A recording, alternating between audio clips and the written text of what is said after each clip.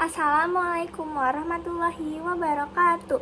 Halo everyone, nama aku Yolanta Ria Sugiarto. Aku berasal dari kelas 12 MIPA 6. Di sini aku akan menjelaskan mengenai materi perusahaan dagang untuk kelas 12 semester 2 mata pelajaran ekonomi.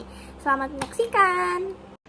Pengertian dan karakteristik perusahaan dagang. Yang pertama adalah pengertian dari perusahaan dagang. Perusahaan dagang ini artinya adalah suatu usaha yang dilakukan oleh suatu perusahaan atau bisnis yang mana ditujukan untuk membeli barang dari suatu pemasok kemudian menjualnya lagi kepada para konsumen tanpa mengubah bentuk atau wujud dari produk tersebut, jadi tanpa diolah. Contohnya seperti gambar di samping adalah obat yang dibeli dari pemasok kemudian dijualkan lagi kepada toko obat yang ada pada gambar. Contoh lainnya juga seperti supermarket.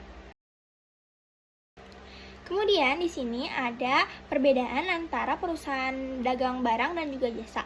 Perbedaannya ada beberapa. Yang pertama, dari perusahaan jasa itu tidak ada wujud dari produknya. Kalau yang barang ada wujud dari produknya. Kemudian kalau yang jasa tidak memiliki persediaan barang. Kalau yang barang memiliki persediaan barang atau stok untuk dijual. Kemudian kalau yang perusahaan jasa itu tidak dapat disimpan. Kalau yang perusahaan barang dapat disimpan. Kemudian yang jasa tidak dapat dibagi dalam bagian kecil seperti grosiran. Kalau yang barang itu dapat dibagi menjadi bagian yang lebih kecil untuk dijualkan. Kemudian berikutnya adalah transaksi-transaksi pada perusahaan dagang. Transaksi pada perusahaan dagang ini maksudnya adalah suatu kegiatan ekonomi yang bersifat finansial, yang mana contoh-contohnya seperti penjualan barang, kemudian ada pembayaran mobil, pembayaran listrik, dan lain sebagainya. Transaksi yang pertama adalah pembelian barang dagang atau purchases. Nah, di sini itu artinya pembelian yang dilakukan atau aktivitas untuk membeli suatu barang dan kemudian dijual kembali oleh orang yang sama tanpa mengubah bentuknya, dan juga dapat dilakukan secara tunai atau kredit. Kemudian ada syarat-syarat transaksi. Syarat-syarat transaksi ini adalah syarat-syarat seperti diskon yang terjadi antara kedua belah pihak. Contohnya ada di bubble-bubble di samping. Yang pertama adalah N/30. Ini artinya adalah pembayaran dapat dilakukan setelah produk diambil paling lambat 30 hari. Kemudian setelah itu ada 3/10 yang mana artinya adalah pembayaran dapat diskon sebesar 3% selama belum melebihi batas 10 hari setelah produk diambil. Kemudian setelah itu ada 3/7 dan lain sebagainya. Maksudnya adalah dapat mendapatkan 3% bagi pembeli apabila tidak melewati batas pembayaran 7 hari. Dan yang terakhir adalah EOM. EOM ini artinya end of the month. Jadi end of the month ini artinya akhir bulan. Pembayaran dapat dilakukan oleh pembeli pada akhir bulan atau periode bulan tertentu yang sudah ditetapkan oleh penjual dan juga pembeli untuk pembayaran tersebut. Kemudian syarat yang kedua adalah syarat penyerahan. Syarat penyerahan ini adalah kesepakatan antara penjual dan pembeli untuk menyepakati tempat dari penyerahan barang yang diperjualbelikan. Yang pertama ini ada FOB atau Free On Board Shipping Point. Free On Board Shipping Point ini maksudnya adalah biaya-biaya ongkir atau ongkos kirim, atau nama lainnya adalah biaya angkut barang tersebut itu ditanggung oleh pembeli dan merupakan tanggung jawab dari pembeli.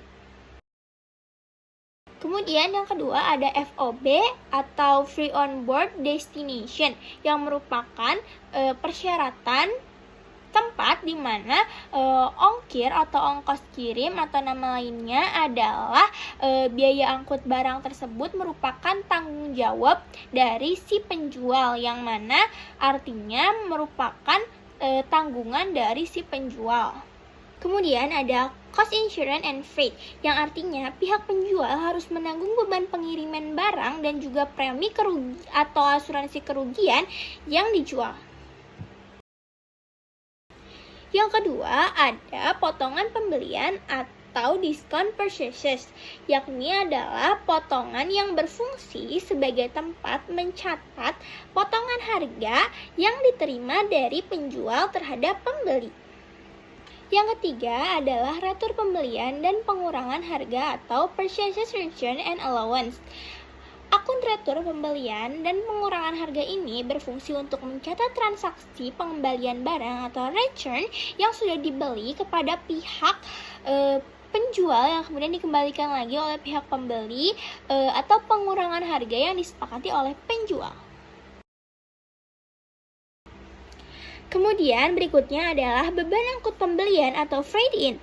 Beban angkut pembelian dicatat di sisi debit atau beban angkut pembelian dan di sisi kredit atau kas jika dibayar langsung kepada penjual masuk dalam faktur pembelian. Kemudian ada penjualan barang dagang atau sales. Penjualan kredit dicatat di sisi debit piutang dagang dan di sisi kredit penjualan.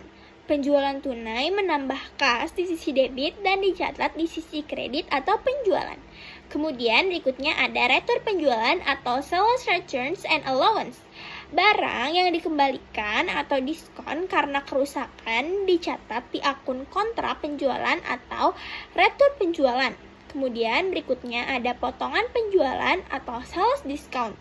Diskon dicatat di sisi debit atau potongan penjualan dan di sisi kredit atau piutang dagang. Kemudian ada beban angkut penjualan atau freight out.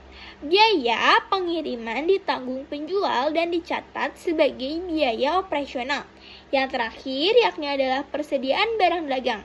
Barang yang belum terjual di gudang harus mencukupi kebutuhan.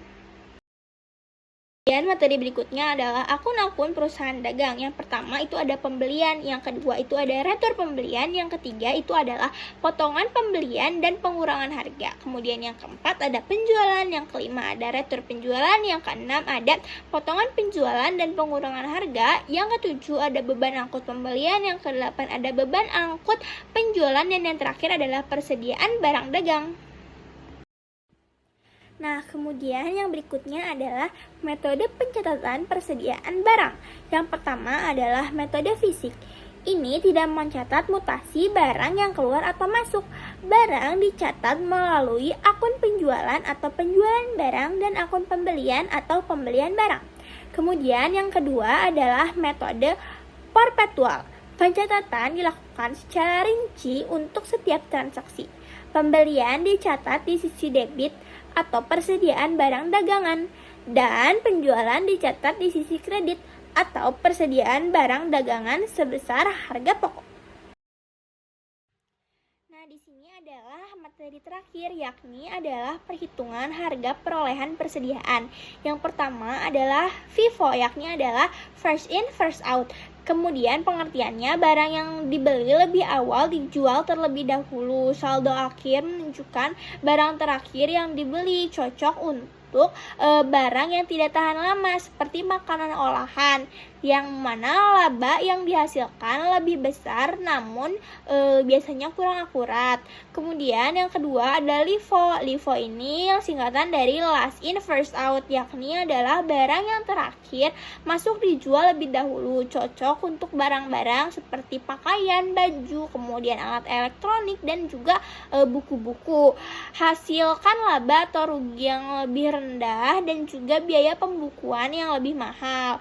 Kemudian yang ketiga atau yang terakhir adalah rata-rata atau average cost, yakni adalah gabungan antara FIFO dan LIFO, yang mana menghasilkan dua metode, maksudnya dua rumus yang mana digabungkan oleh dua metode. Yang pertama adalah simple average, yakni adalah nilai persediaan sama dengan harga rata-rata per unit dikali sisa barang. Kemudian ada weighted average, yang mana nilai persediaan dihitung berdasarkan jumlah barang dikalikan jumlah harga rata-rata. Sekian presentasi dari saya. Mohon maaf apabila ada kesalahan. Wassalamualaikum warahmatullahi wabarakatuh.